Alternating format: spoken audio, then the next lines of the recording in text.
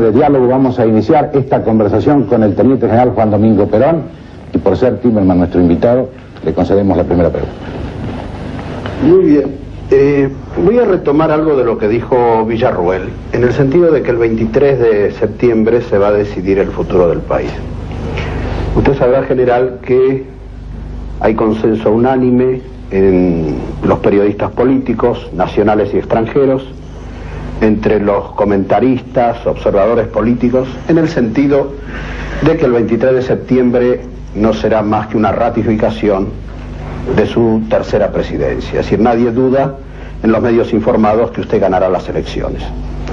De modo que, ya que es así, quizás podríamos enfocar directamente el tema de cómo va a ser la Argentina cuando usted asuma la presidencia. A partir de ahí, ¿cómo ve usted, general, su próximo gobierno? ¿Cómo ve la situación de la Argentina ante este gobierno? ¿Cómo ve usted el proceso económico, la participación de la oposición? ¿Qué ubicación ve a los diferentes sectores del país? Realmente es un tema que sería demasiado largo poderlo explicar totalmente. Yo, en fin, trataré de dar sintéticamente algunas grandes líneas que puedan más o menos personificar en mí una cuestión que todavía está por decidirse por mucha gente que ha estado trabajando y preparando toda esta acción. Sin embargo, como yo he vivido todo el proceso de estos dos gobiernos anteriores, tengo más o menos una información suficiente como para dar más o menos una gran línea en lo político, en lo social, en lo económico, cultural, etc.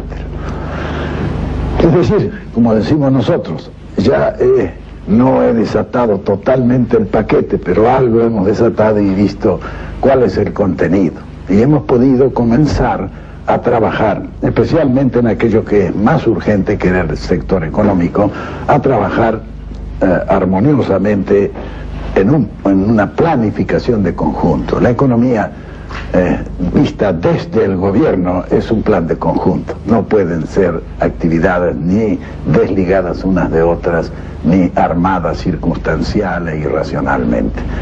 Ese plan ha sido puesto a cargo de la Confederación General Económica, como es lógico, y por primera vez hemos dado a los empresarios la posibilidad de que ellos también jueguen un poco en el destino de la nación, siendo responsables de una acción planificada. Es así que ya se han pasado al Congreso los resultados de las primeras leyes, porque indudablemente nosotros estamos en la necesidad de cambiar un sistema. Eso que llaman mucho revolución, yo le llamo cambio de sistema. Ahora, el cambio de sistema no puede ser realizado rompiendo un sistema y poniendo otro. Eso es demasiado drástico y suele resultar como remedio peor que la enfermedad. Pero no ocurre que si usted quiere tan suavemente pasar de un sistema a otro sin romper el anterior, los que usufructuaron el anterior no quieran hacerlo tan simpáticamente. Sí, pero naturalmente el cambio de sistema ha de venir por la modificación y reestructura de todas las estructuras que han dado lugar a eso. Nuevas estructuras, que no es decir, no creo que el sistema se pueda cambiar, lo que se pueden cambiar son las estructuras. Las estructuras que han hecho posible muchas desviaciones y muchas degeneraciones en todos los campos. Es decir, es cuestión más que nada de una organización y de un orden. Y eso viene a través de las estructuras. Y yo creo que la única manera de fijar realmente las estructuras es orquestando un sistema de leyes que den consolidación a una reforma. Yo no soy partidario de la revolución drástica y dura, soy partidario de la reforma, es decir, de llegar a una revolución a través de una reforma, porque creo que eso es más constructivo.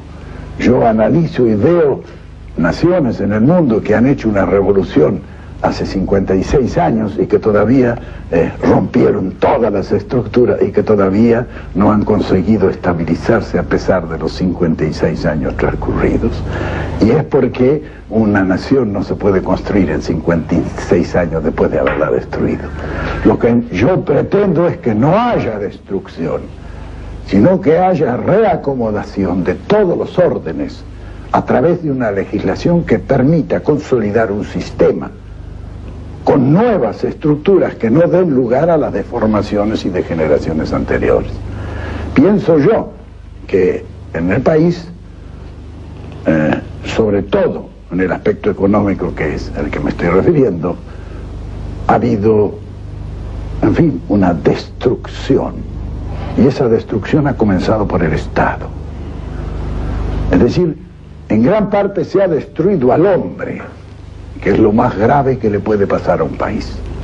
La destrucción del hombre suele ser definitivo en la destrucción. En nosotros se ha comenzado a destruir al hombre, a destruir su moral, que es la fuerza motriz que lo va a impulsar para las realizaciones de un futuro que todos soñamos y deseamos esplendoroso, pero que no ha de serlo sin nuestra voluntad. Nuestra confianza no está puesta definitivamente en la realización de ese destino que ambicionamos. Por eso digo yo, todo este proceso es un proceso de planificación lo más perfecto posible. Se ha comenzado en este gobierno que todavía no han podido hacer una planificación, porque una planificación es una cuestión de largo aliento. Nosotros hemos dado ya en este sentido en los anteriores gobiernos dos ejemplos claros, que fueron los dos planes quinquenales. Pero esos planes quinquenales no se empezaron a aplicar el primer mes de gobierno como algunos pretenden. ¿Por qué? Y porque no habiendo conocido el detalle de lo que está sucediendo en el país, que es necesario conocerlo, haber hecho un estudio profundo y luego armar una planificación sobre eso es una cosa que no se puede hacer en 2 meses o en 3 meses. Nosotros tenemos ya institutos tecnológicos y de estudio y planificación que han venido funcionando hace varios años ya, y donde hemos tratado de acopiar la mayor cantidad posible de materia gris, que todavía no hemos empleado. ¿Por qué? Porque todavía no se ha lanzado un plan. Ahora, el plan que lancemos desde el gobierno definitivo no será tampoco un plan a la usanza de los anteriores, porque la situación no es ni parecida a lo de los anteriores. Es decir, se puede armar un plan quinquenal cuando se tiene el tiempo, se tienen los antecedentes, se conoce perfectamente bien la situación. Y sobre todo es una situación normal la que el país vive. Para mí la situación actual es anormal para la República Argentina. ¿En qué sentido? En que todas las formas económicas han sido trastrocadas por maniobras de especulación, y eso no es la economía. Es decir, que nosotros hablamos en el país de un tipo de delincuencia generalizada, que lo vemos en los estamentos inferiores por unos cuantos pobres chicos necesitados que salen a saltar en la calle o que se dedican a secuestrar gente, etc. Esa es la delincuencia infantil y juvenil que se está... ¿Por qué? Y porque arriba, en el alto estamento, hay otra delincuencia que es mucho más grande y que es la que da el mal ejemplo. Pero ten en cuenta que usted tiene que dar en un gobierno seguridad a los dos estamentos, porque la gente está más asustada de un secuestro que de alguien que roba $100 millones al mes. Sí, claro, pero que es mucho más peligroso los $100 millones que el secuestro. Pero con las dos cosas hay que terminar, y hay que terminar a través de estructuras que no permitan que tales delincuencias puedan proliferar. Por eso, si me permite, general, una vez que se consoliden esas estructuras, para usar un término que está muy en boga, ¿cuál es el modelo de país que usted propone? ¿Qué veremos en esa Argentina? No se puede decir en este momento, y con 3 años de gobierno por delante, 3 años y pico, cuál será la estructura final a la que nosotros aspiramos. Por la simple razón que yo considero que este es un país que ha de ser gobernado de emergencia. El país está en un estado de emergencia y tendrá que ser un gobierno de emergencia. Piensen ustedes cuando terminó la Guerra Mundial y ahí tienen los mejores modelos. Todos los países europeos que quedaron destruidos.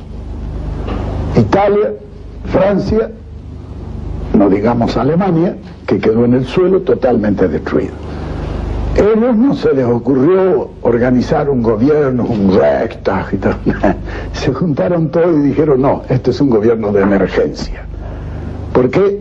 Porque la vida del país está en una situación de emergencia. Y se pusieron a decir, ¿qué es lo que hay que hacer? Hay que trabajar. Se organizó el trabajo y todo el mundo comenzó a trabajar. Y sobre eso comenzaron a construir. Recién, casi 10 años después, comenzó el gobierno a organizarse regularmente dentro de las formas que actualmente tiene. En Italia fue exactamente igual. Y en Francia, cuando termina la reconstrucción, está la Tercera República. La Tercera República es una república socialista. Para reconstruirla tienen que abandonar el sistema y ponerse en un neocapitalismo sin el cual no hubiera sido reconstruida por los que la habían destruido. A través de sus palabras daría la impresión que usted piensa en ese gobierno de emergencia, no digo un gobierno de coalición nacional porque no se adapta un poco a nuestras costumbres, pero un gobierno de unión nacional. Exacto. ¿Y es usted optimista respecto de sus enemigos políticos? Completamente. Yo he conversado con todos ellos. Tenemos la... ¿Y es usted optimista respecto de sus enemigos políticos? Completamente. Yo he conversado con todos ellos.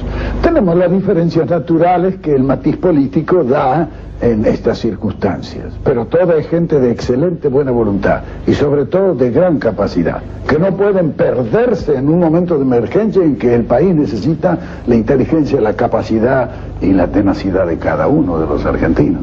Yo pienso que eso llevará a un gobierno que dentro de lo constitucional tendrá su presidente de la República, porque esa es la Constitución.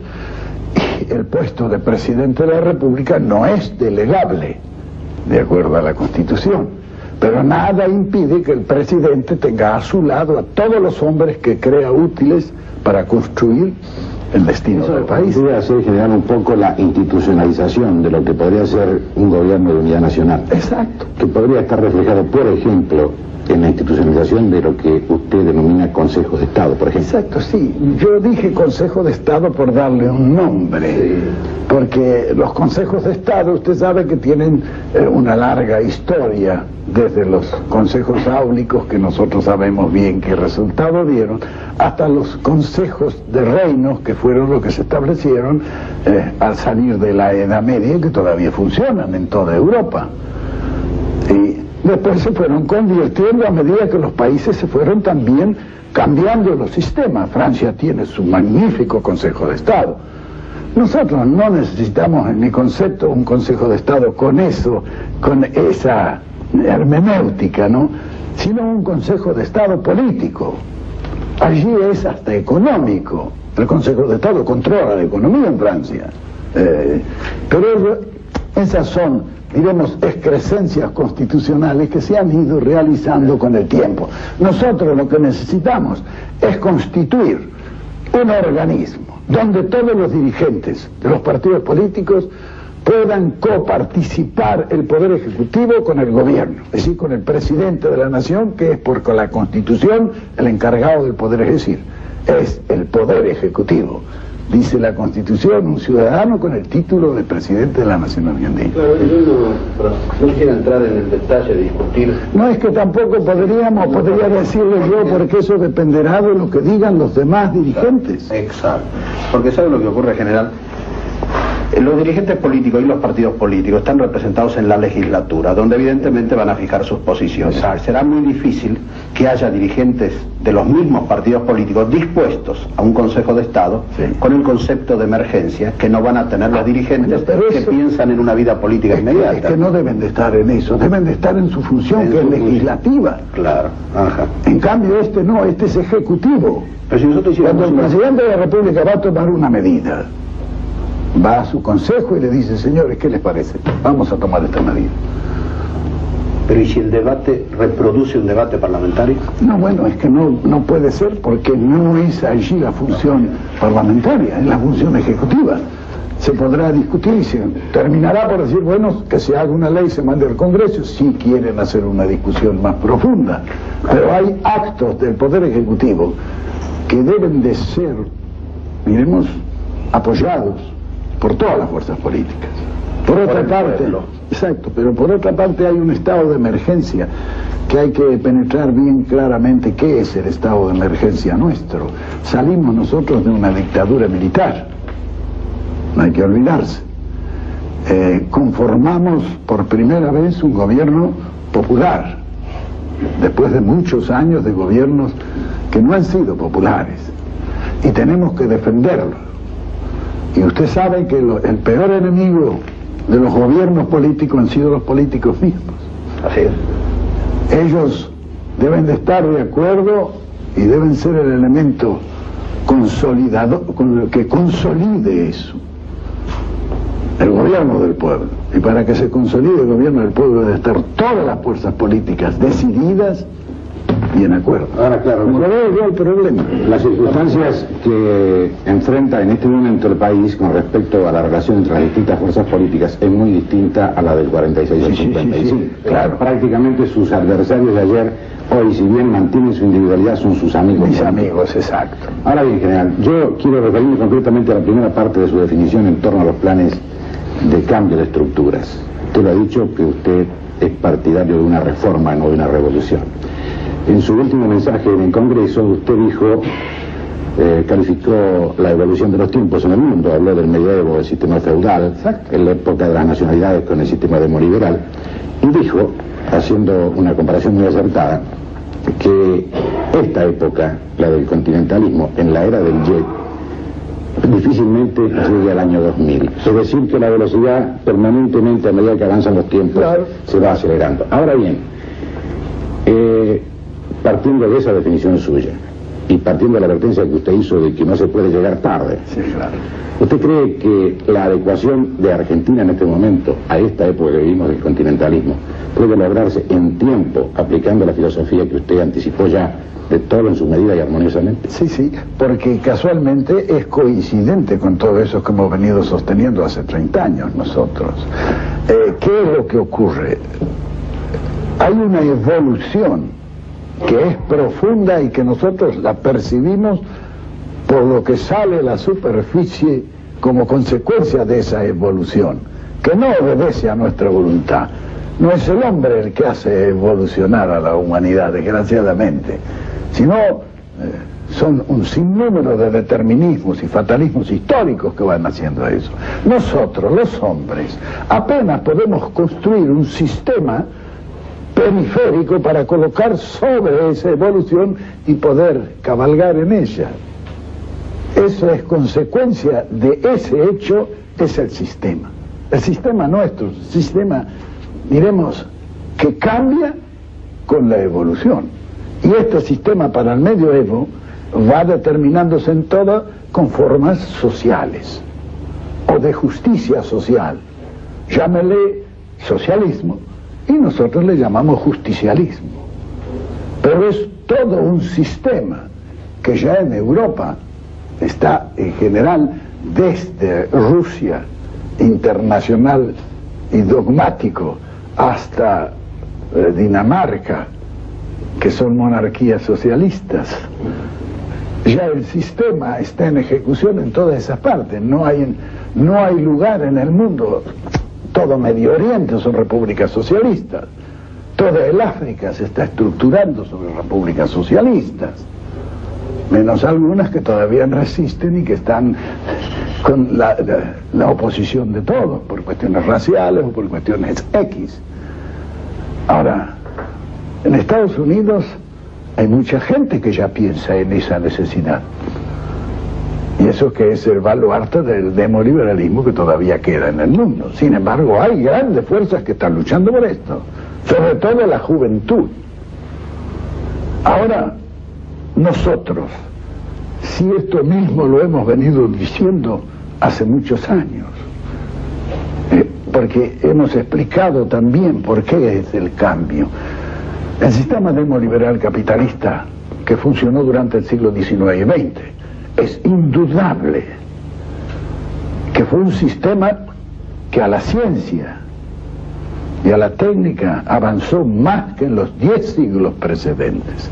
Pero no podemos tampoco ignorar que todo ese inmenso esfuerzo fue realizado sobre el sacrificio de los pueblos, ¿o no? Los pueblos, a través de esa misma técnica y ciencia profundamente evolucionada, se fueron esclareciendo. Hoy un paisano metido en la selva está con su transistor escuchando lo que pasa en el mundo entero. Y eso ha ido esclareciendo a los pueblos. Hoy los pueblos esclarecidos no aceptan el sacrificio. Y si usted le impone el sacrificio, se rebelan. Es necesario conformar un nuevo sistema donde sea un esfuerzo mancomunado y donde la intensidad del esfuerzo y la capacidad para realizarlo esté justamente compensado. Lo que me asombra o me produce necesidad de preguntarle al menos, es su tan ilimitada confianza en que este sistema, que parece tan lógico a través del análisis de la historia, de la realidad contemporánea, de las experiencias que vemos en todo el mundo, como usted dice, de la tecnología y del desarrollo tecnológico, que este sistema que usted promoverá desde su gobierno y que considera lógico, necesario e imprescindible para el país, su optimismo respecto a la participación de los demás partidos, de los demás políticos. Usted revela como una especie de confianza ilimitada en que el estado de emergencia, así como la voz de la historia, impondrá que los dirigentes políticos argentinos reaccionen y admitan algo que no se admitió nunca en este país. ¿Usted recuerda que en este país algún día, alguna vez, hubo un concepto tan drástico de la unión nacional para gobernar? Por lo menos en este siglo. No hay duda, pero algún día tendrá que llegar. Y ese concepto no se ha producido en este país por falta de cultura política. Uno ve en Europa estos mismos fenómenos como se resuelven de otra manera totalmente diferente. Algunos dicen qué suerte tiene Francia, siempre le aparece el hombre que lo salva. No es suerte, es cultura política. Este es un país politizado, pero sin cultura política. Nosotros tenemos que trabajar, claro que para adquirir de cultura política, el primer paso es politizarse. En un país despolitizado la cultura política no es accesible. Es decir, politizarlo, y dentro de esa politización, ahora tenemos que trabajar intensamente para llegar a una cultura política que nos dé esa posibilidad. Por otra parte, este sistema es un sistema de emergencia que dura muy poco tiempo, y en el que ya la mayor parte de los dirigentes políticos con quienes he conversado están de acuerdo. Porque esto, claro, estas cosas no hay que hacerlas al día siguiente, hay que hacerlas el día antes. Señor, yo quisiera, tomando la anterior pregunta de Villarruel, que se refería a su conocida idea sobre el continentalismo, usted tiene una frase que ha sido reiterada, en el sentido de que en el año 2000 encontrará a América Latina unida o dominada. Pero también se dice que existe dentro de nuestra América Latina una potencia de carácter subimperialista que podría tener una idea distinta, o por lo menos que quisiera que ese proceso se hiciera con otro signo que usted está propugnando y que podría corresponder a la Argentina y al resto de las naciones. ¿Cómo enfoca ese problema, señor? Bueno, yo creo, de esto nosotros tenemos un ejemplo, y vea, decía Napoleón, los ejemplos suelen explicarlo todo. En Europa, en 1958 se hace el Tratado de Roma. Al Tratado de Roma concurren los 6 países más interesados porque están en plena reorganización de posguerra. Y establecen una comunidad económica europea, estableciendo 2 grandes vallas de seguridad con el Euratom y con el Pacto del Carbón. Es decir, gente que ya comenzaba a pensar en el gran problema de la actualidad, que es la carencia de materia prima. Y entonces iban asegurándose desde el vamos la materia prima, fundamental para ellos. Esa comunidad económica se forma. De afuera, un país ya, diremos, semi-imperialista, porque Inglaterra, después de Churchill, terminó con su imperio, que fue una de las grandes cosas que hizo Churchill. Ese servía de instrumento a otro imperialismo, que lo alentaba. Y a través de ese subimperialismo se fundó en Europa la Asociación de Libre Comercio, es decir, Asociación Europea de Libre Comercio. A esto le contestó la Comunidad Económica Europea con el Mercado Común Europeo. Cerró la frontera. Ese país que colocaba casi toda su producción industrial en Europa se quedó sin mercado, porque ya otros países no compran manufacturas, quieren fábricas. Ya los tontos se han acabado en el mundo y la mano de obra debe quedar. Entonces, ¿qué es lo que ocurre? Ese país comienza, en un día tuvo que nacionalizar toda la industria ante la amenaza del crack generalizado. Pero al hacer eso, la esterlina, que iba prendida a esa caída, empezó a caer también. Exacto, le dieron 2.000 millones de dólares para apuntalar la libra, se apuntaló, pero se apuntaló por un tiempo. Cuando pidieron la segunda, ya no era posible tanto. Entonces, ¿qué es lo que pasó? Los señores sacaron el sombrero, se fueron al mercado común y dijeron: no queremos saber nada del otro, queremos ser del mercado común. Piense que si nosotros hacemos una comunidad económica latinoamericana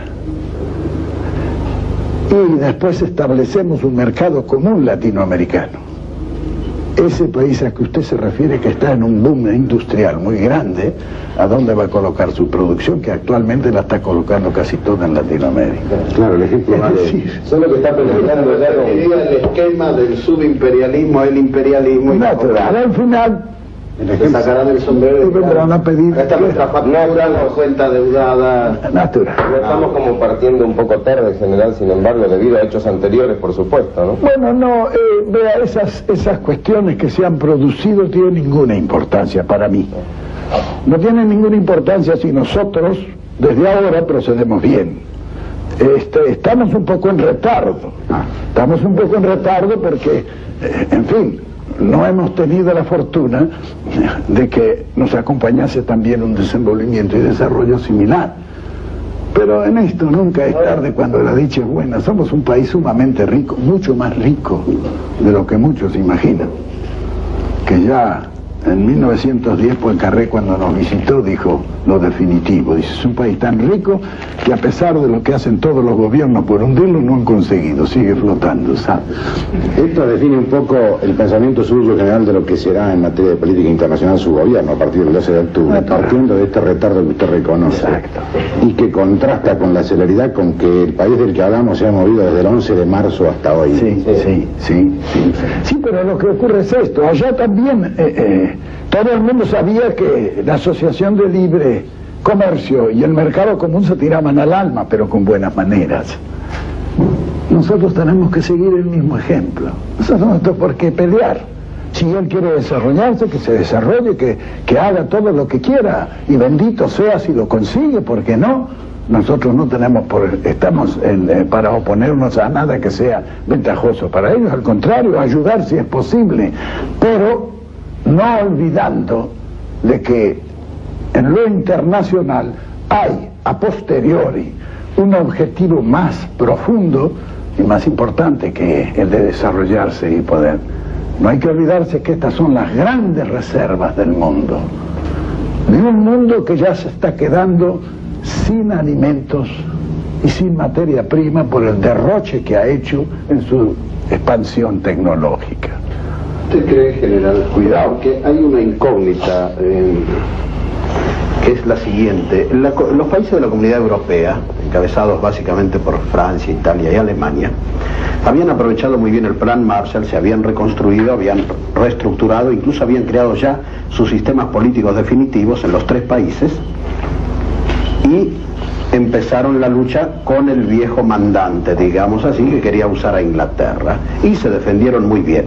Tenían una infraestructura tecnológica, comercial, etcétera. Incluso tuvieron audacias de comerciar con los países comunistas, magnífico. Ahora, acá en América Latina, ¿en qué forma los países que podrían crear una comunidad latinoamericana, descontando a Brasil, que seguramente no querrá, dado sus compromisos con Estados Unidos, pero los otros países tienen las energías, las fuerzas, los capitales, la técnica, o el hecho de que sean la reserva de materias primas del mundo le dará los capitales necesarios y la tecnología necesaria? Eso es lo que está sucediendo. Los ofrecimientos actuales a nosotros son una cosa que me han dejado a mí perplejo. Porque ¿qué es lo que ha ocurrido? Lo que ha ocurrido es que cuando nosotros quisimos desarrollarnos, el mundo estaba infracapitalizado. Había terminado una guerra donde habían quemado los capitales. Toda Europa, es decir, lo más importante del centro de gravedad de la potencialidad tecnológica y económica del mundo, estaban exhaustos. Lo único que ahora están pistones, no saben qué hacer con la plata. Yo le decía a un señor alemán muy importante, se había pensado todos esos miles y miles de millones de marcos que tienen allí, para quién los habían construido, para quién los habían hecho, cuando hay 25 divisiones, 45 divisiones en la frontera. Ellos están necesitando sacar sus capitales. Y toda Europa le está ocurriendo más o menos lo mismo. No es el caso de la reconstrucción de ellos, porque en la reconstrucción de ellos fueron 2 problemas muy graves los que se le plantearon. A ellos los reconstruyeron, pero los colonizaron. Vino después la segunda etapa, que era la liberación. Y en esa lucha por la liberación fue que se constituyó la Comunidad Económica Europea. Pero su gobierno tendrá que tener bastante imaginación política para lograr eso, porque la Argentina presenta un cuadro y diferentes países latinoamericanos otros. No sé si hay tanta garantía, o garantía sí, pero seguridad, digamos. Sí, bueno, son 2 elementos que yo compulso como de gran importancia. Ya en el mundo actual ha comenzado la guerra por las proteínas. Observe usted que todo el mundo está empezando a plantar soya, y todo el mundo se ha intentado de crear ganado en Argelia, crear ganado en Medio Oriente, en África. No hay caso.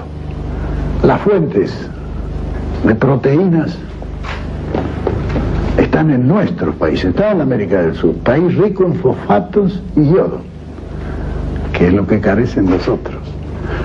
Esos países, todos, con el andar del tiempo solo, van a ir desarrollándose. Piense usted que hay algunas poblaciones de ellos que el 50% son todavía indígenas.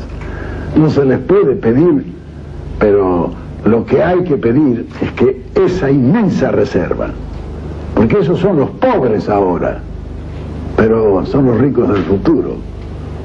Cuando la tecnología y el despilfarro ecológico haya llegado a un límite como el que se está alcanzando ya en Europa. Fíjese que toda la producción de trigo del mundo no alcanza para abastecer este año, no se alcanza a cubrir ni el 96% de la totalidad de la demanda, solamente de Europa. Es decir, es un problema muy grave donde nosotros debemos... Yo he sido en este país industrialista. Fui el que puso en marcha la industrialización, la industria mediana y la tentativa de llegar a la industria pesada a través de la materia prima. Puse en marcha eso. Para eso sofrené un poco la agricultura y la ganadería. Era otro mundo distinto al que ahora tengo. Evidente. Ahora creo que hay que producir 200 millones de toneladas de trigo al año. Y tenemos posibilidades. Y que tenemos que llegar a planteles de 150 millones de vacas. Sí, y tenemos terreno para hacerlo. ¿Usted corre peligro de coloque en su gusto en la sociedad rural general? No, porque no será negocio para la sociedad rural, ese será negocio para la República Argentina, que es distinto. Si usted me permite, yo quisiera hasta ahora hacer una breve síntesis, porque quiero pasar a un tema que todos lo tomamos un poco con pinzas y espero que usted lo afronte totalmente. Bueno, usted ha dicho que su gobierno es la continuidad de los dos gobiernos anteriores, donde se han hecho... Es decir, con las modificaciones que la situación impone. Lógicamente, que recién entonces usted va a poder establecer los planes definitivos, aprovechando las cosas que se hayan hecho hasta ahora. Exacto. Que considera que el país está en emergencia y es optimista en cuanto a que podrá hacer los planes, es optimista en cuanto a que el país acepte el estado de emergencia y la idea de una unión nacional. Es optimista también en cuanto a que los políticos acepten la idea del estado de emergencia y la necesidad de que su gobierno sea de emergencia. Emergencia en el sentido de reconstruir las realidades evidentes que nos rodean. Natural. Al mismo tiempo es optimista en cuanto al papel de la Argentina en América Latina. Cree además que dada la estructura de nuestro país, que nos ha dado Dios o Colón o como fuera, nos permitirá ser la canasta del mundo nuevamente, que hay una posibilidad de explosión de la producción agropecuaria, el país está capacitado, los capitales existen, la tecnología existe. Y sin necesidad de parar la tecnología, seguir adelante con el desarrollo tecnológico. Es decir, que toda deuda externa, problemas financieros, inversiones se cubren con dos cosechas interesantes. Exacto. Ahora toquemos ese tema que todo el mundo le escabulle un poco, la juventud. ¿Por qué le digo esto, general? Porque usted ha incorporado en el año 45 a la clase trabajadora a la vida política activa. La clase trabajadora no actuaba políticamente en forma activa. Actuaba a través de dos CGTs. Una era radical y la otra comunista. Incluso me llama la atención a veces que dicen que esta CGT, ¿por qué actúa en política? Pienso que actúa en política porque todas las CGT del mundo lo han hecho y han actuado en política. Claro, porque tiene que tener su política, ¿por qué no la va a tener? Luego, usted ha incorporado a la mujer a la vida política argentina. Es indispensable. Y ahora ha incorporado a la juventud a la vida política argentina. Exacto. Quería precisamente hablar de la juventud. Perfecto. Encantado. Vea, nosotros en 1945 chocamos evidentemente con una juventud que no nos era favorable. Ya lo creo que no. Porque yo era uno de ellos. Exacto. Sobre todo la juventud universitaria, porque estaba en otras direcciones, no la juventud popularmente obrera, que eso fue la que hizo el 17 de octubre. Así es. Porque aquí, cuando se habla de juventud, hay que hablar de todas las juventudes que hay, porque las juventudes imperceptiblemente están organizadas en sectores. Cada sindicato tiene su sector juvenil. Y la Confederación General del Trabajo, en el desfile que hemos visto, y son todos jóvenes. Usted ve que viejo por casualidad vi alguno, eran todos jóvenes. De manera que, es decir, que el país está comenzando a mover por lo más noble que tiene, que es su futuro, es la juventud. Indudablemente que esto ha venido con el tiempo, no solamente porque Dios es grande y misericordioso, sino porque el trabajo político realizado por nosotros ha comenzado a dar sus frutos. Ese que ayer era el privilegiado, el único privilegiado, hoy es el revolucionario. Eso se comenzó a formar en la familia. Es decir, que los principios que nosotros destilamos políticamente, malos o buenos, pero que destilamos en la comunidad argentina, en manos de las madres, fueron siendo metidos en los niños de que nacieron hasta que tenían 6 años, precisamente cuando se forma el subconsciente. ¿quién le saca del subconsciente a esos chicos lo que la mamá le metió durante esos 6 años? Por eso los ve a los chicos de 4 o 5 años ahora en la calle, sí, es la madre. Es decir, el dar nosotros la intervención política que la mujer debe tener en la actualidad. Y en países como nosotros, infrapoblados, más importante. Fíjese usted que nuestra población es insignificante frente a la responsabilidad que tenemos para un territorio de casi 3 millones de kilómetros cuadrados. Yo siempre hago el ejemplo y digo, es como si a un individuo le dieran el Sheraton para que viviera, pero que pagara los gastos, ¿sabes? A nosotros nos está pasando lo mismo. Tenemos un Sheraton, hay que pagar los gastos. ¿Y cuántos somos? 24, de los cuales 12 trabajan. Las mujeres no trabajan acá. He visto, es una deserción total de la mujer. De esos, y eso es porque falta trabajo por otra parte también. De eso descartemos los niños, descartemos los viejos y quedarán 7 u 8 millones que son los que cargan con todo. Como siempre digo, descontando también los vagos que los hay, ¿sabe? Bueno, nosotros tenemos que llegar a esa solución. Fíjese usted lo que pasó en China. En China no trabajaba la mujer. Se morían 12 millones por año de hambre. Hoy la mujer trabaja, es decir, que de los 400 millones que trabajaban, que deben trabajar en China, antes había 200 que no trabajaban. Ahora, usted va a las fábricas en China, son casi todas mujeres. Usted va al campo y las mujeres trabajan, y los hombres también. Es claro, son 750. Usted va a las fábricas en China, son casi todas mujeres. Usted va al campo y las mujeres trabajan, y los hombres también. Es claro, son 750 millones que trabajan todos para darse de comer. Allí en China la consigna es simple, cada uno debe producir por lo menos lo que consume. ¿Qué pasaría acá, no? Argentina, si damos esa ley. Pero volvamos a la... tenemos que poner a trabajar a la mujer. En general, la función que le atribuye usted hoy, 1973, a Argentina, a esa juventud. A ese muchacho que... Volviendo a la juventud. Tiene 17, 18, 20 años hoy.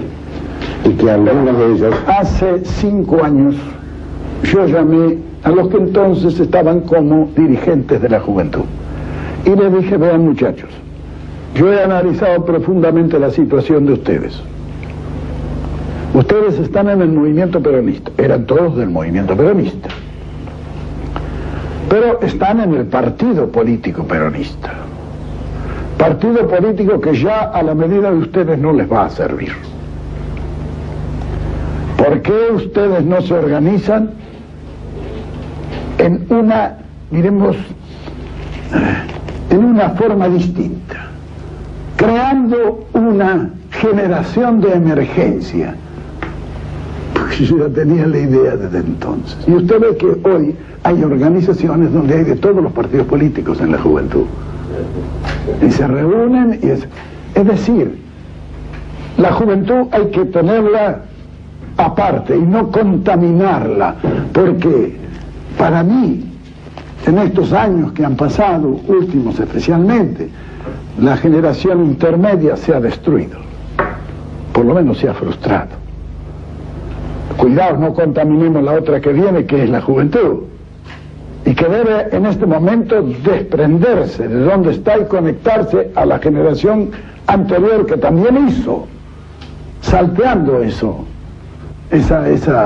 Utilizando naturalmente todo lo que sea utilizable de esa generación, no es por qué, pero no es muy fructífera en ese sentido. Y los muchachos son los que han de realizar, es decir, no el trasvasamiento generacional de un partido político que no tiene ninguna importancia, el trasvasamiento generacional de la nación argentina, del país. Piense como piense, sienta como sienta el muchacho, que no hay que cortarle las alas, hay que darle alas. Ya el tiempo se encargará de irle cortando las alas. Es decir, que la juventud en este momento juega un papel de reserva para una estrategia inmediata. Claro, y que hay que irlo utilizando. Claro que los muchachos se han exacerbado un poco, por eso que decía Zhou Enlai. La juventud es maravillosa, pero no hay que decírselo, Dios me libre, si se lo decimos todos los días. No, complementando lo que decía Villarro simplemente, todavía no es el turno de actuar de la juventud, debe todavía no. porque el país está en un estado de destrucción. No le entreguemos una cuestión destruida, nosotros que algo podemos hacer, entregarle algo mejor que el que le entregamos, ¿no? Hay hemos dicho un gobierno de emergencia que durará 3 años. De acá a 3 años los muchachos tendrán ya la manija. Esa es una respuesta partiendo de la base. Es muy importante. ¿Puede repetirlo, general? Claro. Sí. De acá a 3 años hay que ir haciendo uno de los muchachos. Exacto. Pero lo curioso es que los muchachos aceptan esta espera únicamente si usted se lo dice. Ah, sí, sí. Nadie más. Además tiene que... Yo todavía Solo en diálogo con usted.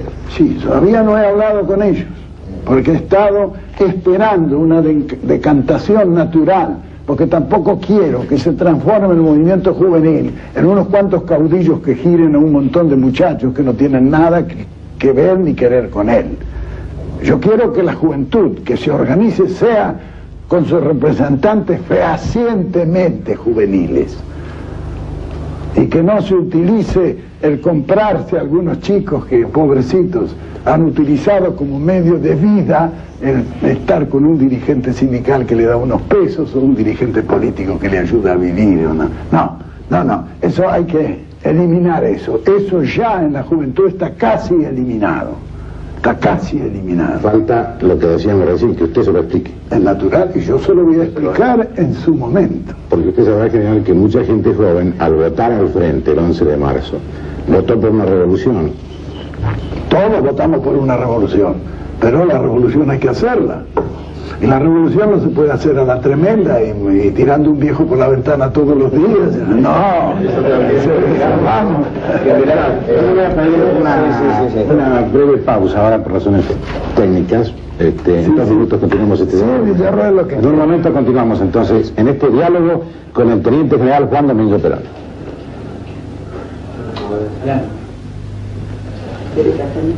No, que no abre un poco la ventana a ver si se ventila un poco esto, que hace mucho calor. No, gracias, no. Nada. Como pueden ver ustedes, la parada técnica ha tenido que ver con la duración del cuadro, con la duración del rollo de video en donde se grababa, y Perón está lo suficientemente distendido, sobre todo después de que se le anunció que terminó el rodaje, digamos, el rodaje de la entrevista, como para pedir que abran la ventana, que hace calor, en fin, una situación absolutamente cotidiana y creo que muy difícil de ver. En todas estas películas que estamos viendo de Perón hay muchas frases célebres, ¿no? O sea, hacía chistes. Perón era muy citable, y de hecho lo fue, lo sigue siendo, ¿no? Vamos a ver entonces la segunda parte de este material absolutamente inédito, esta entrevista con Perón realizada por Maidana, Villarruel y Timerman. Hemos analizado en esta primera parte del programa varios temas que consideramos de gran trascendencia y usted ha dado algunas respuestas muy concretas con respecto a cómo ve usted el país hoy y cuáles serán sus objetivos a partir del 12 de octubre. Pero probablemente muchos de nuestros televidentes querrán que hablemos con usted de temas un poco más actuales, quizá un poco más cotidianos. Yo le propongo, por ejemplo, uno, para pedirle una definición. Usted ha hablado hace muy poco tiempo de que su movimiento también debe institucionalizarse. Muy gráficamente dijo que terminó la época del dedo y que ahora son las bases las que deben elegir a sus dirigentes. Exacto. Mi pregunta concreta es esta. ¿Dentro de cuánto tiempo cree usted que en su movimiento los afiliados podrán elegir por el voto directo a sus representantes y a sus autoridades? Bueno, yo comenzaré por decirle que siempre he tenido la aspiración de que el movimiento fuera un movimiento institucional. Pero los hechos me han obligado a, en vez de realizar una dirección política del movimiento, a realizar una conducción de lucha. Y la conducción, por antonomasia, debe de ser obra de un conductor, no de dos. Napoleón solía decir que es mejor un mal general que 2 buenos. Y esto es lo que nos ha obligado a nosotros a seguir una conducta de acuerdo con los acontecimientos. Una dirección no hubiera sido posible. Cuando en 1955 cayó el gobierno constitucional, nosotros comenzamos por decir, bueno, ahora menos que nunca, no se podía organizar porque no estábamos fuera de la ley, perseguidos y con todos los inconvenientes. Formamos comandos de exilados en todos los países alrededor y desde allí hicimos son comandos intermedios. Desde ahí dirigimos toda la acción para que el movimiento, a pesar de todo, no se disociara. Bien, pero yo cuando caí empecé a pensar que el hombre no suele vencer al tiempo. Lo único que vence al tiempo es la organización. Y que si no queríamos que nuestro movimiento muriera conmigo, porque yo no creía que iba a vivir tanto como estoy viviendo, en fin, teníamos que darle el mayor grado posible de institucionalización. Y así comenzamos ya a hacer las primeras, pero sin resultado. Parece difícil que un movimiento gregario, con el creador de ese movimiento, pueda institucionalizarse. Es una cosa que por lo menos no conozco muchos casos en la historia que se hayan producido cosas semejantes. Entonces dije yo, pensando teóricamente, vamos a hacer una simbiosis, como se produce en botánica, que se siembran dos árboles juntos y crece un tercero que tiene algo de los dos, pero que no es ninguno de los dos, y para ir arrimándonos a una organización realizada, como digo, por una simbiosis. Me mantuve yo y tenté de hacer los organismos. No fue posible. Ahora, naturalmente, la situación ha cambiado. Ahora no estamos proscriptos, ni está el partido ni el movimiento fuera de la ley. Porque el nuestro, por ser un movimiento, no puede tener una estructura rígida por otra parte, porque está compuesta por 4 sectores. Uno es el sector realmente político, donde está la rama masculina y la rama femenina, que no hemos querido juntar nosotros por razones orgánicas. Después está la organización sindical, que nosotros la hemos considerado siempre como la columna vertebral de nuestro movimiento, y en realidad ha sido así. Los trabajadores han sido la columna vertebral que mantuvo enhiesta a la organización. Le doy una interrupción, general. Sí, ¿cómo a propósito de la organización sindical. ¿Es la organización sindical politizada o es la CGT orgánicamente la que forma parte del movimiento? Bueno, nosotros, para que cubrir esa especie de tabú que hay, que las organizaciones no deben intervenir en política, le hemos creado un fusible, que son las 62 organizaciones que se encargan de la política que ha de seguir la CGT. La CGT, en su trabajo específico, no hace la política. Ellos hacen la parte gremial, pero las 62 organizaciones es la que conduce políticamente a la clase obrera organizada. Porque eso es claro, son formas para evitar los ataques directos, etcétera. Porque esto es un cuento demasiado viejo, nace con las organizaciones sindicales, que la burguesía francesa, encargada por Napoleón de organizarla, le dejó el derecho de combatir por 10 centavos de aumento, mientras creó simultáneamente los partidos políticos que orquestaron las leyes que le negaban todo progreso. Desde ahí viene el tabú de la norma. Pero ¿es posible que exista una organización sindical que no tenga su propia política? En ninguna parte del mundo existe. Claro, no puede quedar al margen del proceso. Es natural, son ciudadanos como los demás con los mismos derechos. Ahora, indudablemente que es eso que constituye el movimiento peronista. Debe de tener una organización, pero cada rama debe de manejarse totalmente autónoma de las otras.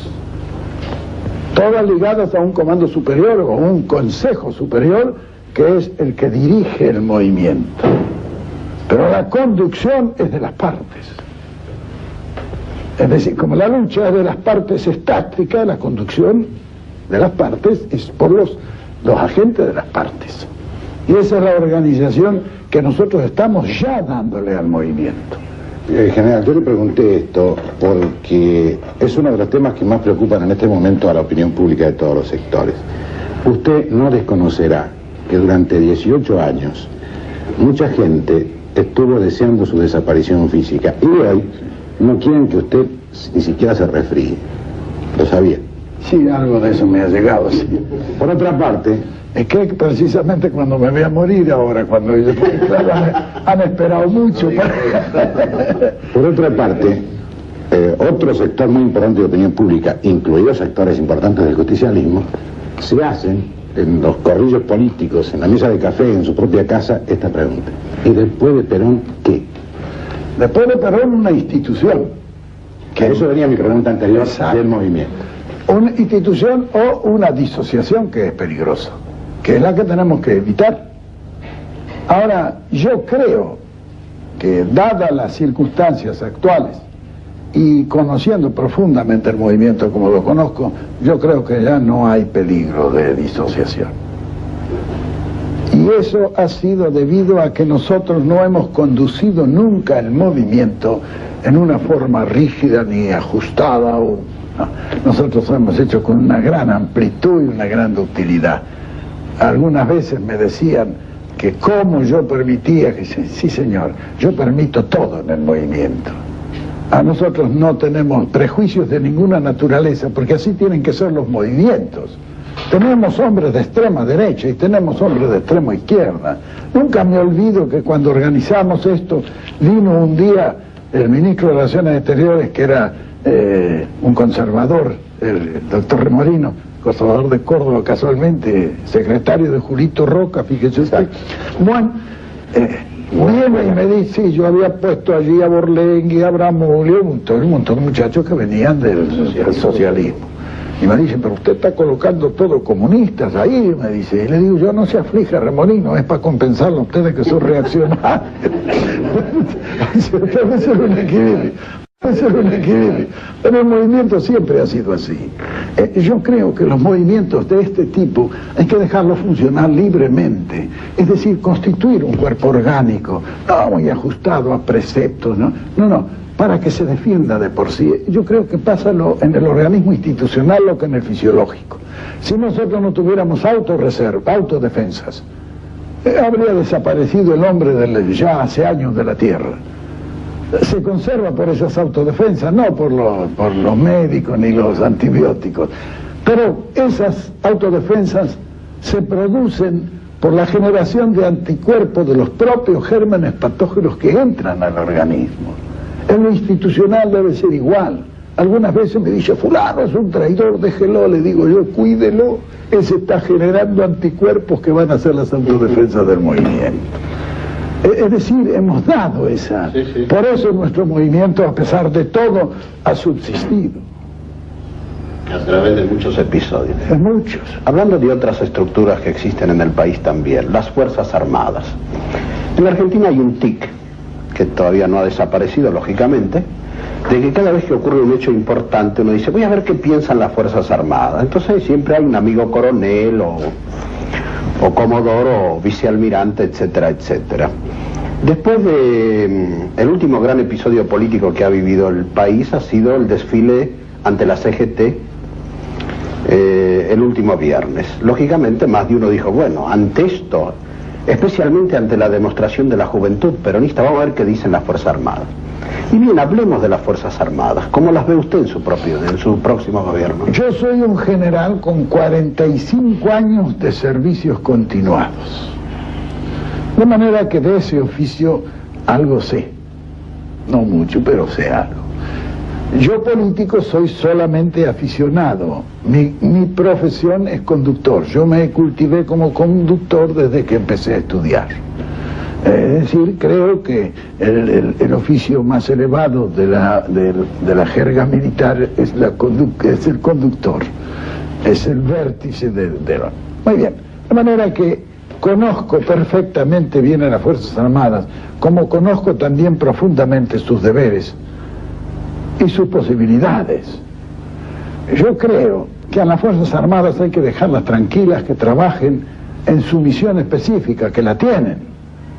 Ahora, ellos, ¿en qué deben conectar con la fuerza política? Sí, señor, tienen que conectar con todas las fuerzas, porque hoy la guerra es la nación en armas, ya no es un ejército que sale a combatir con otro ejército. Hoy es un país contra otro país, donde todo lo que se puede emplear se emplea en esa guerra. Es decir, es la etapa de las naciones en armas. Son naciones en armas las que combaten.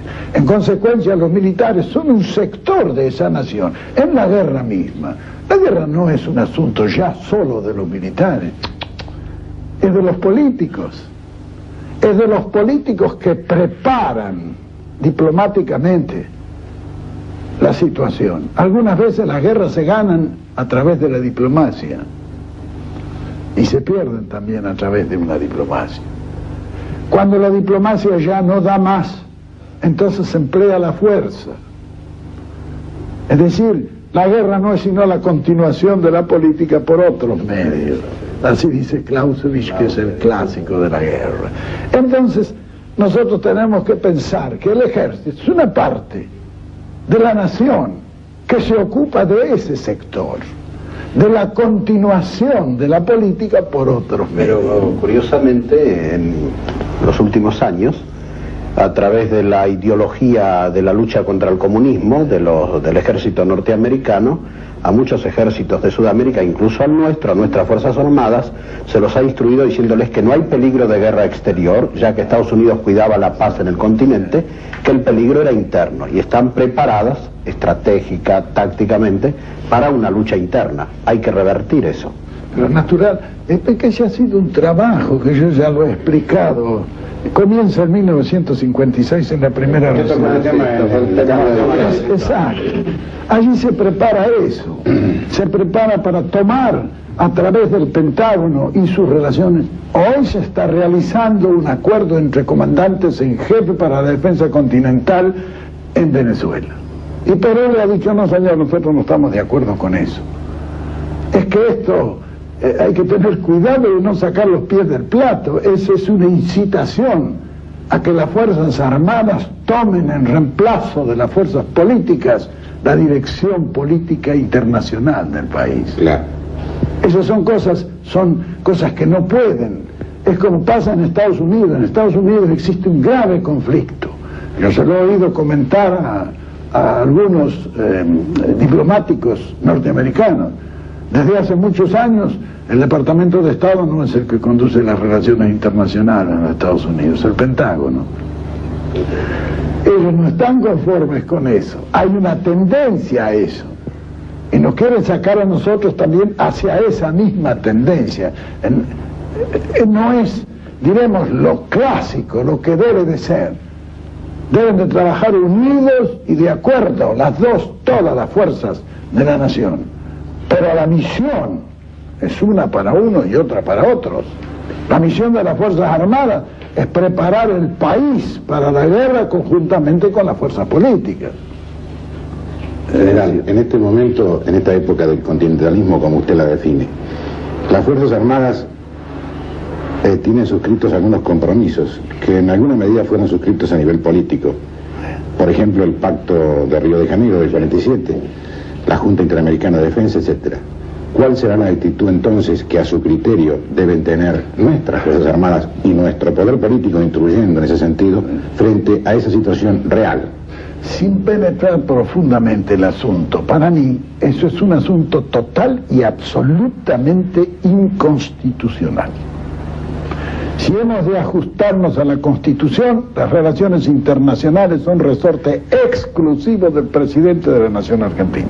Y nadie puede establecer pactos ni compromisos por detrás del presidente de la Nación, que es el jefe de la Nación y el que por la Constitución le corresponde total y absolutamente la conducción de las relaciones internacionales. ¿Es así? Exacto. Y esos aquí documentos... no se trata de que cumplamos el espíritu de la Constitución, sino la letra de la Constitución, para no equivocarnos. En consecuencia, ¿usted considera que esos compromisos deben ya dejarse de lado? Yo creo que ya no tienen razón de ser. La mitad de esos compromisos. Cuando yo estuve aquí de presidente no se hizo ningún compromiso y venían acá el jefe de la aviación, el jefe del ejército, el jefe de la marina norteamericana. No, señor, nosotros no adquirimos compromisos de esa naturaleza. La defensa continental, sí señor, el Atlántico Sur, nosotros vamos a defender el Atlántico Sur en las costas que nos corresponden. El general Mercado Carrín, consultado ayer, a punto de viajar para Venezuela, sí, lo mismo, se le preguntó si él consideraba que Cuba debía estar representada en la reunión de Caracas. Él dijo que a su criterio debía estar representada en todas las reuniones a las que quisiera concurrir. ¿Usted piensa lo mismo? Claro. O no forma parte del continente. Perfecto. Pero quiero decir, ¿cómo se puede articular eso? Porque evidentemente en la práctica va a encontrar un tropiezo inmenso. ¿El qué? Esa incorporación real de Cuba a ese tipo de... Bueno, es cuestión de que terminemos de una vez con las fronteras ideológicas. Todos venimos declamando un catecismo que ninguno cumplimos. Hace años que hemos dicho se acabaron las fronteras ideológicas en el mundo. Y entonces uno, porque está allí y tiene un sistema que no les gusta a muchos, lo arrumbamos y decimos, que está aquí no existe. No se ha hecho eso con China durante un montón de años, que caracteriza la mayor estupidez del mundo pensar que un país de 800 millones de habitantes no existe. Vamos.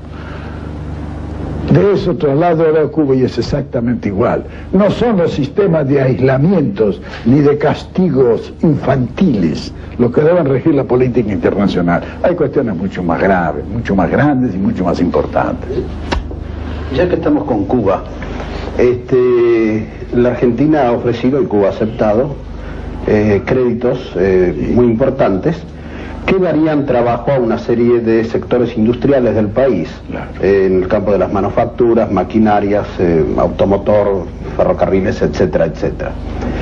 Lógicamente aparecieron los críticos de esa medida. Que cómo dábamos plata si no teníamos. Especialmente al Sogaray Manrique, claro. Que insisten que hemos regalado a Cuba 1.200 millones de dólares. Explíquenos su opinión. Son los primarios. En todas las actividades de la vida hay los que solo ven hasta la altura de la nariz, no ven más allá. Y hay hombres que suelen saber comerciar y otros no. Ellos han demostrado cuando actuaron que no sabían comerciar. Porque el darle a un país cualquiera un crédito es lo que nos han venido haciendo a nosotros durante 2 siglos. Ese que nos daba el crédito no ponía un centavo. Lo poníamos nosotros en crédito ante los bancos donde se descontaban los documentos. Si a nosotros nos lo han hecho durante 2 siglos con ventajas para los que lo hicieron, ¿por qué no vamos a hacerlo nosotros también en las mismas condiciones que lo hicieron ellos? Esta gente cree que nosotros sacamos del Banco de la Nación 1.200 millones de dólares. No creen, lo dicen nada más. Sí, bueno, eso imagínense, cuando se dicen esas cosas, ¿qué va a decir uno? Pero los que realizan estos es gente de negocio que sabe lo que es un negocio y lo está realizando al negocio. General, usted decía recién. De eso, desde que damos empezamos a estar beneficiados. Claro, crítica sí es fácil, pero que lo vean al ministro de Economía, que él sabe lo que hace. General, usted decía recién que está asombrado de los ofrecimientos que se están recibiendo en este momento. Me imagino que se refería a posibles inversiones, empréstitos, Es de todo, es decir, como una botica. Como suponemos que hace falta capital en este momento en el país, especialmente para cambiar las estructuras, como usted ha dicho. Quisiéramos saber de dónde cree usted que va a llegar la mayor afluencia y si ya hay algo en concreto de algún sector. Cuando la limosna es grande hasta el santo desconfía, ¿sabe? Nosotros tenemos que tomar los que nos convengan porque hay muchos. Tomaremos en el orden de la conveniencia los créditos, esas cosas. Que por otra parte todos esos créditos que se pueden pedir para la República Argentina no son una gran obligación, en cambio son en este momento una gran ayuda. Y se tomarán en la medida que sean más convenientes, porque no todos vienen igual. Claro. Hasta ahora lo que se ha tomado han sido con unos intereses leoninos. Ahora se han bajado, son los intereses más bajos del siglo lo que se están compulsando en este momento para todos los empréstitos. ¿Y a qué se debe ese cambio? Bueno, en que la gente cree que esto es una inversión segura, porque el dinero es lo más cobarde que hay. Mientras ha fallado esa seguridad, la gente no ha querido, ni aun cuando le pagaran grandes intereses. Es preferible ganar la mitad del interés en una operación segura que ganar el doble en una que puede perderlo todo. Y eso lo miran todos los comerciantes, que son los que hacen esta clase de operaciones. General, puede parecer un enfoque simplista, Sí. pero de todas maneras a algunos de nuestros espectadores se les ocurre ya decir que usted está trazando algo que parece un cuadro muy fácil de hacer. ¿No se va a lesionar algún interés que reaccione muy violentamente? ¿No se va a tener que enfrentar a alguna situación propiamente difícil y sacrificada? Vea, yo no he visto nunca a nadie que pueda hacer una tortilla sin romper algunos huevos, ¿saben? Bueno, pero en esas cáscaras hay nombres concretos, ¿no es cierto? Sí. Es decir, hay que saber. Sí, claro, hay que tratar de hacerlo lo más pasable posible, pero no todo se puede hacer a gusto de toda la gente. Claro, hay algunos que van a ser lesionados, no en sus verdaderos y genuinos intereses, sino en los excesos que sus intereses han tenido tras de sí. ¿Se siente usted con poder y fuerza para enfrentar a esos intereses? Ah, sí, no. Porque la ley es poderosa, sabe cuándo se la hace cumplir. Es cuestión de hacer la legislatura correspondiente, que nos tienen parado un poquito en el Congreso, que ayer he pedido que nos ayuden, que no nos duerman esas cosas. Cuando se establece el Congreso, que ayer he pedido que nos ayuden, que no nos duerman esas cosas. Cuando se establece una legislación que es justa, empecemos por ahí, no es nada injusta la ley. Es decir, nosotros tenemos derecho de aceptar los que vienen aquí a ayudar al país y tenemos derecho de rechazar a los que vienen a explotarnos. Porque la justicia no nos obliga a ser estúpidos, ¿no? General, entre el 11 de marzo y el 25 de mayo, y especialmente en los días posteriores a su visita a Roma, donde usted recibió por primera vez al doctor Cámpora, en ese momento electo, comenzaron a crearse una serie de expectativas y especulaciones con respecto a la posibilidad de que de la zona del mercado común europeo, Europa Occidental, se produjera una verdadera gran afluencia de inversiones hacia el país. ¿Hay algo de eso? Está todo en estudio y en marcha, y algunos ya en ejecución algunas cosas. Solo que esto hay que hacerlo con prudencia, la gente que hace esto tiene que estudiar profundamente, porque en esto siempre hay, en cada ofrecimiento, ¿sabe? Hay un riesgo. Es ese riesgo el que hay que estudiar. Usted acaba de reiterar algo que había dicho en el Congreso. He pedido a los legisladores que nos ayuden, que se apuren con las leyes. Eso me induce a pensar que esas leyes son las que usted adoptará para hacer sus planes económicos. Bueno, son el punto de partida. El punto de partida. Porque después se orquestará toda una legislación que ya acompañe todo esto. Natural. Esto es indudable, el producto de estudio de mucho tiempo ya, lo más elemental. Es decir, es como aquel que tenía abierta la caja y que todos los días le sacaban la plata. Bueno, echó la caja, le echó la llave, ahora vamos a ver en qué condiciones se abre la caja, ¿no? Es lo que se está haciendo ahora. Hay una... Ya que hemos pasado revista un poco a tantas instituciones y estructuras argentinas, hay una también que está jugando un papel importante en la política y que además tiene sus propias contradicciones internas, la Iglesia.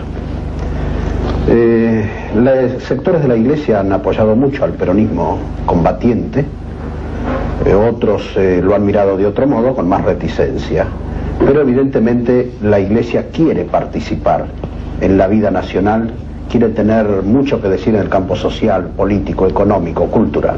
¿Cómo ve usted el papel de la Iglesia en su gobierno? Bueno, la Iglesia sostiene un reino que no es de este mundo.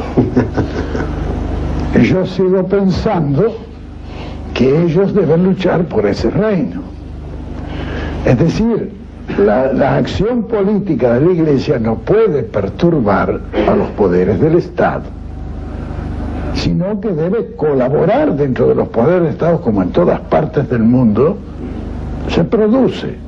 Cuando desde el púlpito se ataca abiertamente al Estado, ese sacerdote no está cumpliendo ni con su deber de sacerdote, ni con su deber de ciudadano. Porque que el ciudadano que grite en la plaza, pero que se saque los hábitos que lo protegen, etcétera. Es decir, ellos tienen una intervención, no se le puede negar una intervención, porque su función no se puede realizar alejado de toda acción política y sobre todo toda acción social. Pero eso tienen que ejercerlo con prudencia y cumpliendo una misión, no realizando una tarea política. Ellos sí que no pueden intervenir en su ministerio en la política activa y menos en la lucha. Como yo veo el problema y como se acepta la Iglesia en todas partes del mundo. Ahora que alguno por ahí saca los pies del plato, no importa, una golondrina no hace verano, pero el conjunto, yo creo que aquí en el país eso está muy bien, eso está bien, no hay desviaciones.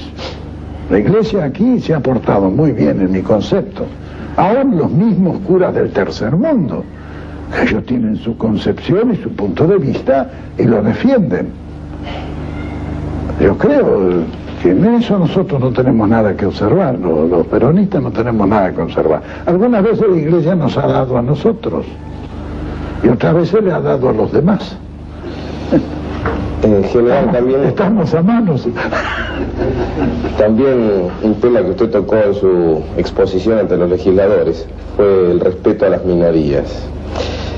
Se me ocurre que podría hablarse más genéricamente de todo lo que sea oposición, el papel que usted le atribuye a la oposición, reconociendo, como se dijo aquí al comienzo, que usted y sus adversarios se tratan con un mutuo respeto, e incluso de algunos grupos que pueden abrigar, ¿por qué no hablamos con la misma realidad con que se habló de la posibilidad de lo que pasará después de Perón? Cierto temor. ¿Qué le dice usted a esa gente? ¿Temor a nosotros? Bueno, eso es un asunto que no lo podemos arreglar con palabras. Ellos verán que no le vamos a hacer nada que no debamos hacer y que lo vamos a respetar.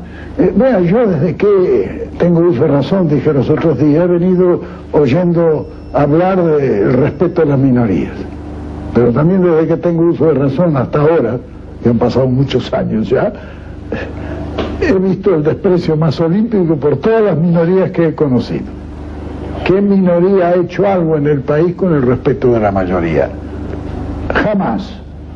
Es decir, que las formas políticas hasta ahora realizadas en el país no respetan las minorías. Es decir, hay que llegar a una conjunción y no la respetan porque están a los palos unos con los otros, que en la pelea nadie se respeta, pega donde puede, ¿sabe? Entonces hay que suprimir esa lucha, que es irracional. Porque si los dos están luchando por la misma cosa no tienen por qué matarse a palos. Entonces, lo que yo creo que hay que hacer es llegar a un acuerdo con esas minorías y trabajar con ellas y incorporarlas. Si en las minorías hay valores perfectamente apreciables que han de utilizar. ¿Cómo se incorporan? Yo recuerdo que en la vida política argentina, la única vez que un presidente aceptó un ministro que no era de su partido es el caso del doctor Frondizi, que aceptó de ministro de Economía al ingeniero Alzogaray porque las Fuerzas Armadas se lo impusieron. Si no, lo derrocaban o le creaban una crisis. No recuerdo otro caso de civilización política, digamos así, entre comillas, en la Argentina. ¿Cómo ve usted esta incorporación de la minoría, esta incorporación del prójimo a su gobierno? Creo que hay que ir, en esto el apetito viene comiendo. Hay que comenzar, en mi concepto, a unir en una organización de cualquier tipo. Yo he hablado de un consejo como podría haber hablado de un organismo X. Lo que surja de la realidad. Exacto. Para que realmente cuando tengamos que hacer una cosa trascendente y haya una minoría que dice no, yo no quiero eso, por lo menos se discuta, se lo conforme o no se haga, si es preciso, respetando esa decisión de la minoría. Cuando comencemos a respetar a la minoría, entonces las minorías también comenzarán a respetar a las mayorías, porque ese ha sido otro factor, que las minorías se tiran a muerte contra es decir, como si se tratara de otro país y de un enemigo ancestral, ¿no? Y lo empieza a calumniar y se hace, bueno, ¿qué construye con eso? No existe bueno, eso está dirigido desde afuera, no desde acá. No ha existido una sistemática denigración de los hombres políticos. Así que podríamos decir que en la Argentina hubo mucho más tiempo, falta de respeto de la minoría por la mayoría que a la inversa. Exacto. Porque son las mayorías las que tienen que estar preocupadas. Exacto. Exacto, porque nunca se las ha respetado tampoco. Es decir, a la minoría, como todas las fuerzas políticas que quieren utilizar, hay que ganárselas. Así como uno se gana un adherente para que vote, hay que ganarse un amigo allí para que colabore, en beneficio del Estado, no hacia la fuerza política propia. ¿Por qué? Que sea un enemigo mío, pero no del país. Y si yo hago algo bueno para el país, que él no esté en contra de eso bueno que hago el país solo porque es opositor o porque es minoría. Eso es destructivo, eso es negativo. Como político no es aceptable. General, en este análisis de la realidad argentina 1973 que estamos haciendo, no podemos eludir un tema que es precisamente una candente realidad. En mayo de 1969 se produce la primera, digamos, explosión social de un sector del pueblo, el de menores recursos, que durante 3 años se vio sojuzgado un poco por la fuerza de una dictadura militar. A partir de ese momento nace en el país un fenómeno nuevo, el de la resistencia armada en una u otra forma, que poco a poco va derivando a lo que hoy es la guerrilla. Exacto. Yo quisiera saber, ¿cómo ve usted este fenómeno que muchos pensaron que iba a terminar el 25 de mayo y no ha terminado? Yo de eso sé bastante, porque como decía el cura del crucifijo, lo conocí naranjo a ese, todavía no lo habían hecho. Yo estaba precisamente en París cuando eso nació. Eso es una creación de algunas fuerzas de izquierda insatisfechas y otras que sistemáticamente niegan la posibilidad para los partidos marxistas de poder progresar dentro de la ley. Esto es una cosa que vean, es curioso. Muy pocos países de la Tierra, las organizaciones marxistas han podido progresar dentro de las leyes. Entonces, se piensa que no son, diremos, comunistas, no, son fuerzas marxistas dispersas, trotskistas, etcétera, que producen el primer hecho en París el 30 y 31 de mayo de 1968, lo que se llamó las barricadas, que comenzó con un gran letrero puesto en la Sorbona, que me costó a mí mucho traducirlo por lo que decía. Decía, ustedes son las guerrillas que vienen a destruir a los que nos quieren vender la muerte climatizada con el título de porvenir. La sociedad industrial debe desaparecer. La sociedad de consumo debe morir de muerte violenta. Queremos un gobierno donde la imaginación haya tomado el poder. Esa fue la escarapela inicial de ese movimiento, que se articuló en París y se maneja todavía desde París. Corresponde a América Latina un señor Posada. Yo tengo toda la información porque los conozco a todos ellos. Yo he estado conversando con muchos de ellos durante esas cuestiones de las barricadas. Las barricadas fueron el golpe contra De Gaulle, en realidad de verdad, pero con una derivación que tenía la aspiración de ser la segunda revolución francesa, porque de eso se hablaba. Y a muchos nos engañaron al principio, incluso a mí, hasta que conocí perfectamente bien su movimiento organizado en el mundo con tendencia marxista, pero que no se sistematiza en nada. Es una lucha para tomar el poder, exclusiva y directamente. Una lucha activa y armada del país. ¿Cuál sería su mensaje final de una audición que ha analizado toda la realidad nacional e internacional? Bueno, su conclusión. Exacto. Decirle a todos los argentinos que estamos decididos a empezar y pedirles que cada uno colabore en la medida de sus posibilidades. Preguntarán ellos qué es lo que tienen que hacer. Nosotros estamos preparando los planes y cada argentino tendrá una misión. Lo único que le pedimos es que la cumpla. Y Y si eso se realiza, la Argentina en muy poco tiempo va a salir del bache en que se encuentra. Mi manera de pensar. Pero perdón, señor, para Sí, señor. no es que deba esperarse milagrosamente que el 13 de octubre Perón arregle todo. Natural, ¿sabe? Eso ojalá fuera posible, pero no. Hay muchas cosas que hacer y muchas cosas que preparar.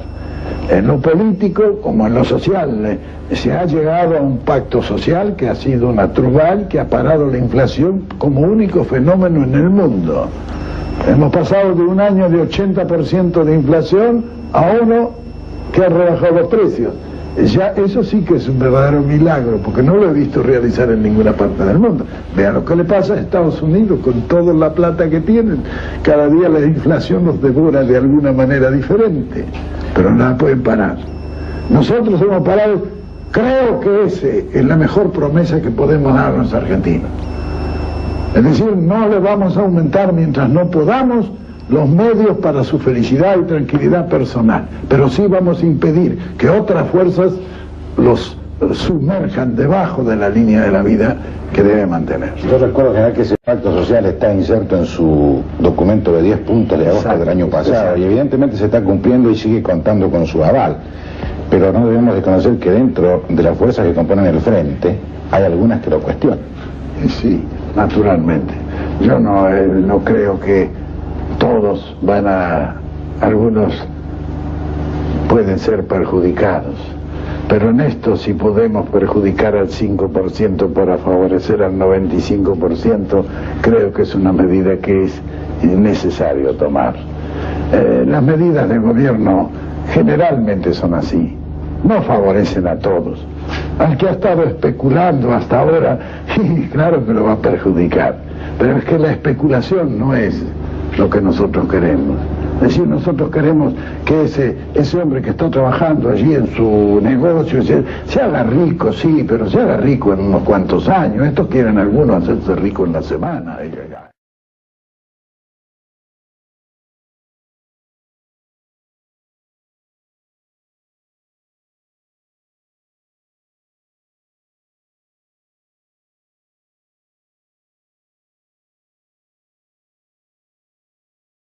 De diálogo vamos a iniciar esta conversación con el Teniente General Juan Domingo Perón, y por ser Timerman nuestro invitado, le concedemos la primera pregunta.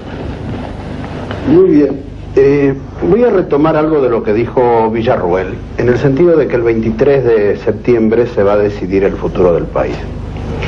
Usted sabrá, general, que hay consenso unánime en los periodistas políticos, nacionales y extranjeros, entre los comentaristas, observadores políticos, en el sentido de que el 23 de septiembre no será más que una ratificación de su tercera presidencia. Es decir, nadie duda en los medios informados que usted ganará las elecciones.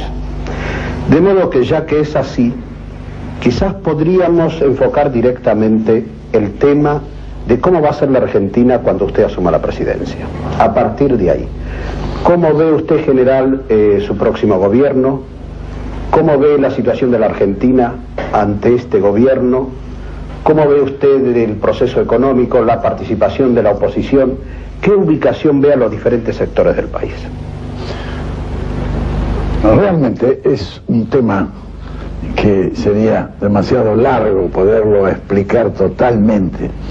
Yo, en fin, trataré de dar sintéticamente algunas grandes líneas que puedan más o menos personificar en mí una cuestión que todavía está por decidirse por mucha gente que ha estado trabajando y preparando toda esta acción. Sin embargo, como yo he vivido todo el proceso de estos dos gobiernos anteriores, tengo más o menos una información suficiente como para dar más o menos una gran línea en lo político, en lo social, en lo económico, cultural, etc.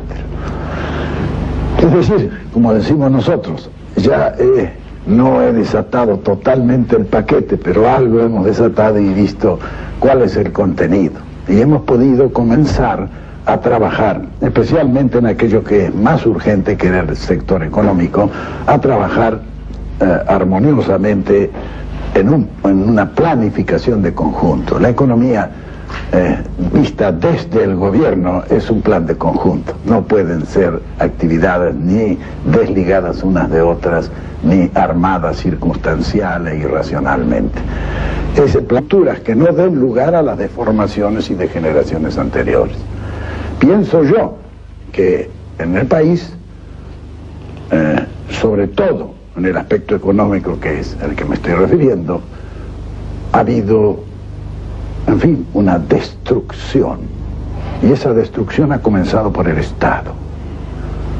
Es decir, en gran parte se ha destruido al hombre, que es lo más grave que le puede pasar a un país. La destrucción del hombre suele ser definitivo en la destrucción.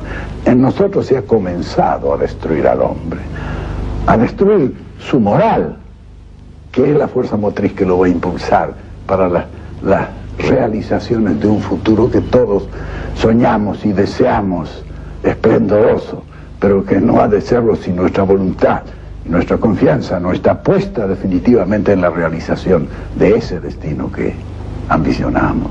Por eso digo yo, todo este proceso es un proceso de planificación lo más perfecto posible. Se ha comenzado en este gobierno, que todavía no han podido hacer una planificación, porque una planificación es una cuestión de largo aliento. Nosotros hemos dado ya en este sentido en los anteriores gobiernos 2 ejemplos claros, que fueron los 2 planes quinquenales.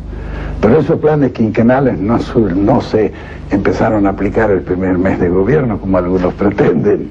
¿Por qué? Y porque no habiendo conocido el detalle de lo que está sucediendo en el país, que es necesario conocerlo, haber hecho un estudio profundo y luego armar una planificación sobre eso es una cosa que no se puede hacer en 2 meses o en 3 meses. Nosotros tenemos ya institutos tecnológicos y de estudio y planificación que han venido funcionando hace varios años ya, y donde hemos tratado de acopiar la mayor cantidad posible de materia gris, que todavía no hemos empleado. ¿Por qué? Porque todavía no se ha lanzado un plan. Ahora, el plan que lancemos desde el gobierno definitivo no será tampoco un plan a la usanza de los anteriores, porque la situación no es ni parecida a lo de los anteriores. Es decir, se puede armar un plan quinquenal cuando se tiene el tiempo, se tienen los antecedentes, se conoce perfectamente bien la situación. Y sobre todo es una situación normal la que el país vive. Para mí la situación actual es anormal para la República Argentina. Ha sido puesto a cargo de la Confederación General Económica, como es lógico, y por primera vez hemos dado a los empresarios la posibilidad de que ellos también jueguen un poco en el destino de la nación, siendo responsables de una acción planificada. Es así que ya se han pasado al Congreso los resultados de las primeras leyes, porque indudablemente nosotros estamos en la necesidad de cambiar un sistema. Eso que llaman muchos revolución, yo le llamo cambio de sistema. Ahora, el cambio de sistema no puede ser realizado rompiendo un sistema y poniendo otro. Eso es demasiado drástico y suele resultar como remedio peor que la enfermedad. Pero no ocurre que si usted quiere tan suavemente pasar de un sistema a otro sin romper el anterior, los que usufructuaron el anterior no quieran hacerlo tan simpáticamente. Sí, pero naturalmente el cambio de sistema ha de venir por la modificación y reestructura de todas las estructuras que han dado lugar a eso. Nuevas estructuras, que no es decir, no creo que el sistema se pueda cambiar, lo que se pueden cambiar son las estructuras. Las estructuras que han hecho posible muchas desviaciones y muchas degeneraciones en todos los campos. Es decir, es cuestión más que nada de una organización y de un orden. Y eso viene a través de las estructuras. Y yo creo que la única manera de fijar realmente las estructuras es orquestando un sistema de leyes que den consolidación a una reforma. Yo no soy partidario de la revolución drástica y dura, soy partidario de la reforma. es decir, de llegar a una revolución a través de una reforma, porque creo que eso es más constructivo. Yo analizo y veo naciones en el mundo que han hecho una revolución hace 56 años y que todavía rompieron todas las estructuras y que todavía no han conseguido estabilizarse a pesar de los 56 años transcurridos. Y es porque una nación no se puede construir en 56 años después de haberla destruido. Lo que yo pretendo es que no haya destrucción, sino que haya reacomodación de todos los órdenes a través de una legislación que permita consolidar un sistema con nuevas estructuras. En Italia fue exactamente igual. Y en Francia, cuando termina la reconstrucción, está la Tercera República. La Tercera República es una república socialista. Para reconstruirla tienen que abandonar el sistema y ponerse en un neocapitalismo sin el cual no hubiera sido reconstruida por los que la habían destruido. A través de sus palabras daría la impresión que usted piensa en ese gobierno de emergencia, no digo un gobierno de coalición nacional porque no se adapta un poco a nuestras costumbres, pero un gobierno de unión nacional. Exacto. ¿Y es usted optimista respecto de sus enemigos políticos? Completamente. Yo he conversado con todos ellos. Tenemos ¿Y es usted optimista respecto de sus enemigos políticos? Completamente. Yo he conversado con todos ellos. Tenemos las diferencias naturales que el matiz político da en estas circunstancias, pero toda es gente de excelente buena voluntad y sobre todo de gran capacidad, que no pueden perderse en un momento de emergencia en que el país necesita la inteligencia, la capacidad y la tenacidad de cada uno de los argentinos. Yo pienso que eso llevará a un gobierno que dentro de lo constitucional tendrá su presidente de la República, porque esa es la Constitución. El puesto de presidente de la República no es delegable, de acuerdo a la Constitución, pero nada impide que el presidente tenga a su lado a todos los hombres que crea útiles para construir el destino del país. Podría hacer generar un poco la institucionalización de lo que podría ser un gobierno de unidad nacional. Exacto. Que podría estar reflejado, por ejemplo, en la institucionalización de lo que usted denomina Consejo de Estado, por ejemplo. Exacto, sí. Yo dije Consejo de Estado por darle un nombre, sí. Porque los consejos de Estado, usted sabe que tienen una larga historia, desde los consejos áulicos, que nosotros sabemos bien qué resultado dieron, hasta los consejos de reinos, que fueron los que se establecieron al salir de la Edad Media y que todavía funcionan en toda Europa. Y después se fueron convirtiendo a medida que los países se fueron también cambiando los sistemas. Francia tiene su magnífico Consejo de Estado. Nosotros no necesitamos, en mi concepto, un Consejo de Estado con eso, con esa hermenéutica, ¿no? Sino un Consejo de Estado político. Allí es hasta económico. El Consejo de Estado controla la economía en Francia. Pero esas son, diremos, excrescencias constitucionales que se han ido realizando con en que todas las formas económicas han sido trastrocadas por maniobras de especulación, y eso no es la economía. Es decir, que nosotros hablamos en el país de un tipo de delincuencia generalizada, que lo vemos en los estamentos inferiores, por unos cuantos pobres chicos necesitados que salen a asaltar en la calle o que se dedican a secuestrar gente, etc.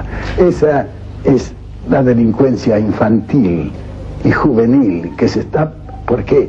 Y porque arriba, en el alto estamento, hay otra delincuencia que es mucho más grande que la que da el mal ejemplo. Pero tenga en cuenta que usted tiene que dar en un gobierno seguridad a los dos estamentos, porque la gente está más asustada de un secuestro que de alguien que roba 100 millones de dólares al mes. Sí, claro, pero que es mucho más peligroso los 100 millones de dólares que Pero con las dos cosas hay que terminar, y hay que terminar a través de estructuras que no permitan que tales delincuencias puedan proliferar.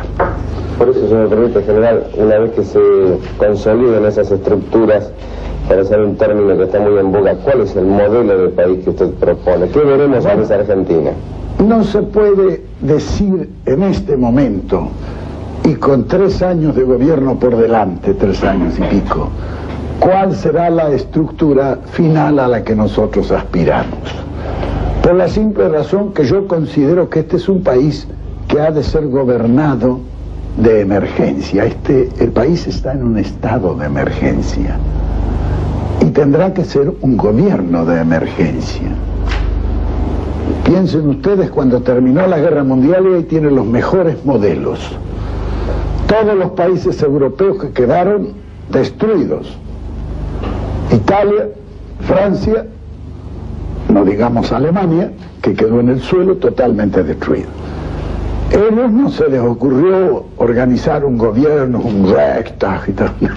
Se juntaron todos y dijeron, no, este es un gobierno de emergencia. ¿Por qué? Porque la vida del país está en una situación de emergencia. Y se pusieron a decir, ¿qué es lo que hay que hacer? Hay que trabajar. Se organizó el trabajo y todo el mundo comenzó a trabajar. Y sobre eso comenzaron a construir. Recién, casi 10 años después, comenzó el gobierno a organizarse regularmente dentro de las formas que actualmente tiene.